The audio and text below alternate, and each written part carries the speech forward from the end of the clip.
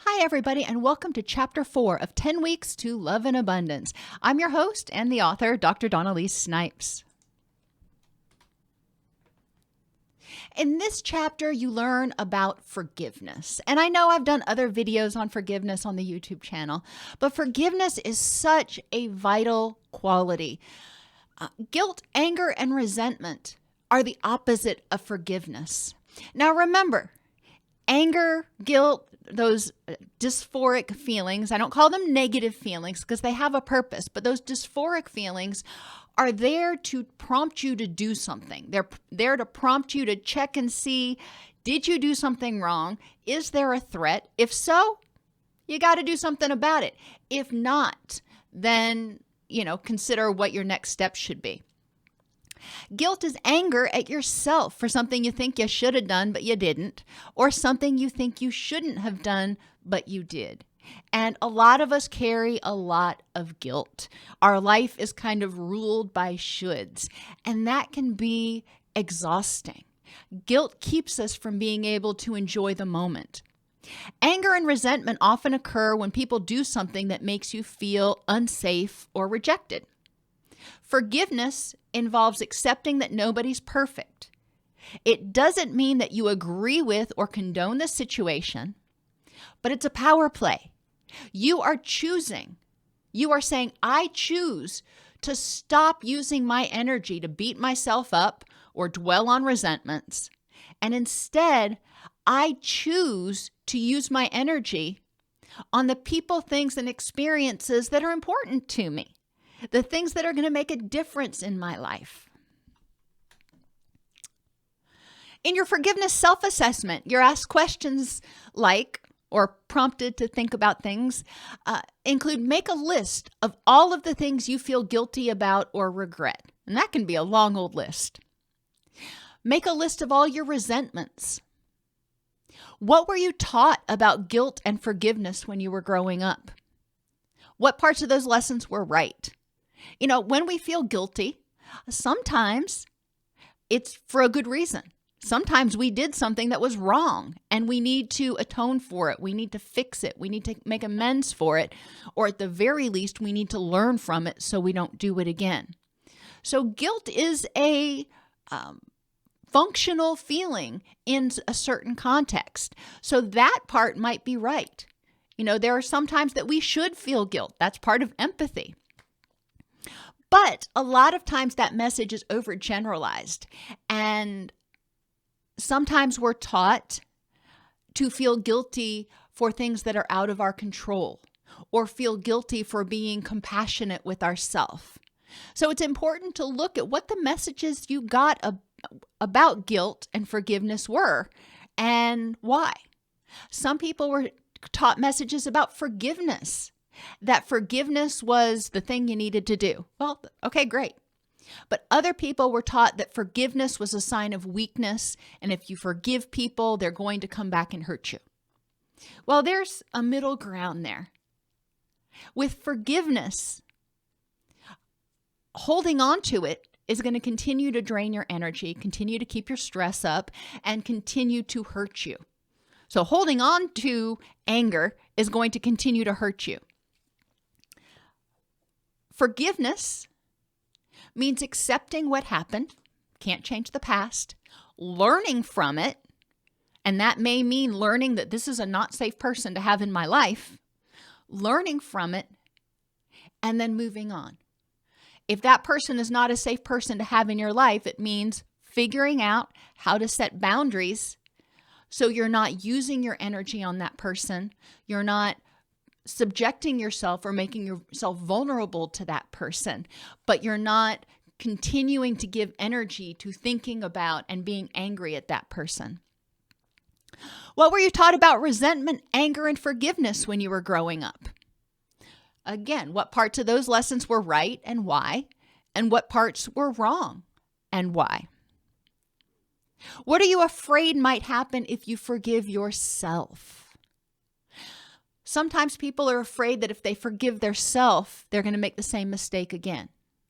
Well, those are two different things. One's forgiveness and one's learning. When you forgive yourself, you're choosing not to continue to beat yourself up for something that happened in the past. You're choosing to use that energy to learn from that mistake and grow. So you're reinvesting that energy in growth and productivity instead of just staying stuck and lashing yourself. What are you afraid might happen if you forgive other people? And we talked about that a minute ago. A lot of times people are afraid that if you forgive somebody, that they're going to do the exact same daggum thing again. Well, hopefully, if they did something wrong, they feel guilty about it, they learn from the mistake, and they don't do it again. It is possible for people to make mistakes and to learn from them and not to hurt you again.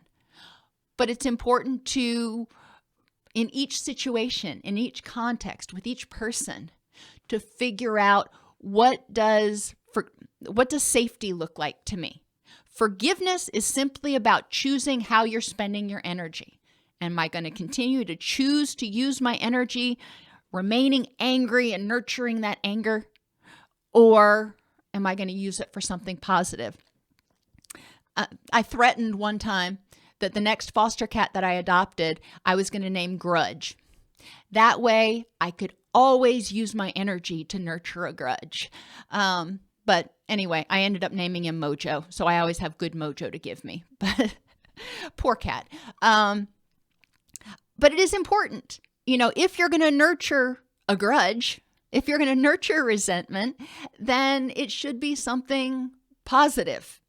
And resentments themselves are not positive, but a kitty cat is.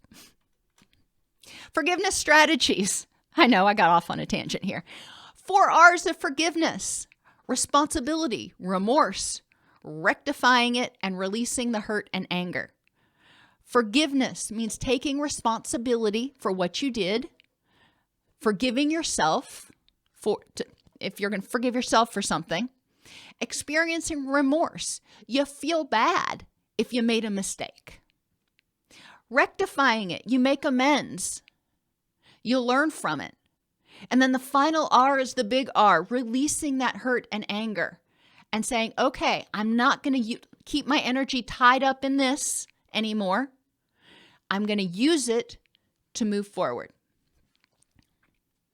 The next activity is learning from it to enhance safety. The third activity is, was it really about you? Maybe your significant other came home and gave you an attitude, or your office mate bit your head off, and you get angry at them. Okay. Natural automatic reaction when somebody is aggressive to you to feel anger for a second. But then stepping back from it for a minute and checking it out and going, you know what? Number one, is there really a threat? And number two, is this really about me? Maybe they are just having a really bad day. Their car broke down. They got yelled at by their boss, something else. Now, did you deserve to have your head bitten off? Well, no. And that's something you can address. But forgiveness involves saying, okay, I'm not going to stay angry at this person for this. I'm not going to tie up a bunch of energy in it. I am going to, choose to use that energy maybe to take a breath, to take a moment, and then to empathize and reapproach them and go, what's going on? Use that energy to work it out. The next activity is recognizing that people do the best they can with the tools they have. You may have not had the ideal childhood. You may be angry that you didn't have the ideal childhood. You know what? You can't redo that. There are no do-overs. Staying angry about that is only draining your energy and preventing you from feeling the fullness of the happiness that you can experience right now. Having that anger dragging you down is taking away from your present happiness. Recognizing that people did the best they can or do the best they can with the tools they have means we're all going to screw up. You're going to screw up. I'm going to screw up. It happens. Forgiveness means acknowledging that we're all human, we're all fallible, and holding on to resentment and anger doesn't help anybody. So sometimes that helps people come to a place where they can accept what happened. They can accept that their parents, they weren't Warden June Cleaver or whatever you envision the best parents being. However, they can accept that their parents did the best they could with the tools they had at that point in time. And that's that. Like I said, there's no do-overs. That was often a big issue with people that I worked with, especially in residential treatment, because they had such tumultuous childhoods. And the last activity is the guilt bill of rights. And I love this one because so often we feel guilty for things that do not require guilt. Notice I avoid using the word should. For example, feeling guilty for relaxing. Feeling guilty for being compassionate with yourself. Feeling guilty for taking time off. There's a lot of things that are really essential for health and mental health and self-care that somewhere along the way we were told we were supposed to feel guilty for. Yet we encourage other people to do it. We encourage other people to take care of themselves, but we feel guilty when we do it ourselves.